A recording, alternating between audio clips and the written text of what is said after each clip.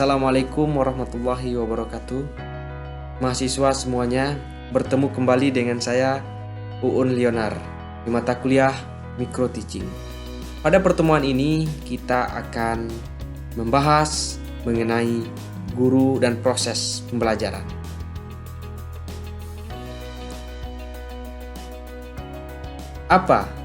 Siapa itu guru? Nah, di dalam Undang-Undang Guru dan Dosen Nomor 14 Tahun 2005 dikatakan, guru adalah pendidik profesional dengan tugas utama mendidik, mengajar, membimbing, mengarahkan, melatih, menilai, dan mengevaluasi peserta didik pada pendidikan anak usia dini, jalur pendidikan formal, pendidikan dasar, dan pendidikan menengah. Dalam pengertian tersebut tercantum istilah profesional. Pekerjaan sebagai seorang guru dikatakan sebagai sebuah pekerjaan yang menuntut hal atau kecakapan yang profesional. Apa itu profesional? Profesional adalah pekerjaan atau kegiatan yang dilakukan oleh seseorang dan menjadi sumber penghasilan kehidupan yang memerlukan keahlian, kemahiran, atau kecakapan yang memenuhi standar mutu atau norma tertentu serta memerlukan pendidikan profesi. Maka oleh sebab itu, pekerjaan sebagai seorang guru merupakan pekerjaan profesional, dan untuk menjadi guru maka seseorang harus memenuhi standar-standar tertentu, terutama berkenaan dengan kualifikasi akademik, kemudian juga kompetensi guru. Menjadi guru wajib memiliki kualifikasi akademik, kompetensi, sertifikat pendidik, sehat jasmani dan rohani, serta memiliki kemampuan untuk mewujudkan tujuan pendidikan nasional. Hal ini disebutkan di dalam Undang-Undang Guru dan Dosen Nomor 14 Tahun 2005. Mari kita lihat penjelasan berikut ini. Terkait dengan kualifikasi guru. Seorang guru atau seseorang calon guru bisa menjadi guru apabila dia telah mendapatkan pendidikan tinggi, setidaknya program sarjana S1 bidang kependidikan atau program diploma 4. Kemudian, seorang guru juga harus memiliki kompetensi guru, yakni seperangkat pengetahuan, keterampilan, dan perilaku yang harus dimiliki, dihayati, dan dikuasai oleh guru dalam melaksanakan tugas keprofesionalannya. Terkait dengan kompetensi ini, kita akan membahasnya lebih lanjut pada video selanjutnya. Mahasiswa yang budiman. Berikutnya, kita akan membahas mengenai proses pembelajaran. Dalam suatu proses pembelajaran, setidaknya ada 4 komponen yang ikut serta dan juga menjadi hal penting yang harus kita perhatikan dalam suatu proses pembelajaran tersebut. Di antaranya adalah tujuan. Yang kedua adalah materi. Yang ketiga adalah proses. Dan yang keempat adalah evaluasi.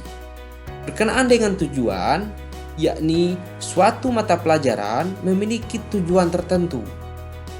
Tentu, tujuan itu tersebut di dalam RPP atau silabus.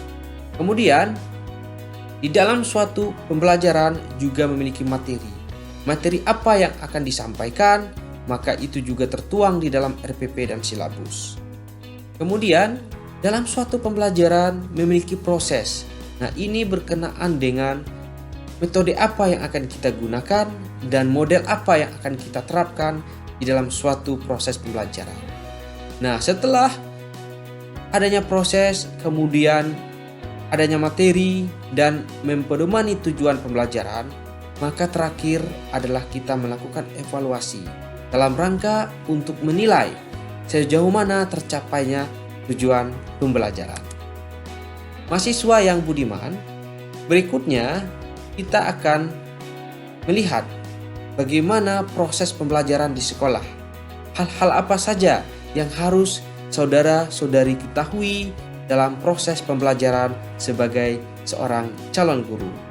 Di antaranya, saudara-saudari harus mempedomani Permendikbud nomor 20 sampai 24 tahun 2016 berkenaan dengan isi, proses, penilaian dan lain-lain terkait dengan pendidikan.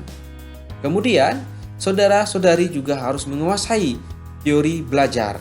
Hal ini berguna untuk saudara-saudari memahami bagaimana pembelajaran itu sebaiknya dilaksanakan dan hal apa yang harus saudara-saudari lakukan agar proses pembelajaran bermakna bagi peserta didik. Berikutnya, saudara-saudari juga harus menguasai model pembelajaran agar pembelajaran menjadi asik, menarik, dan bermakna bagi peserta didik. Kemudian, berkenaan dengan sumber belajar.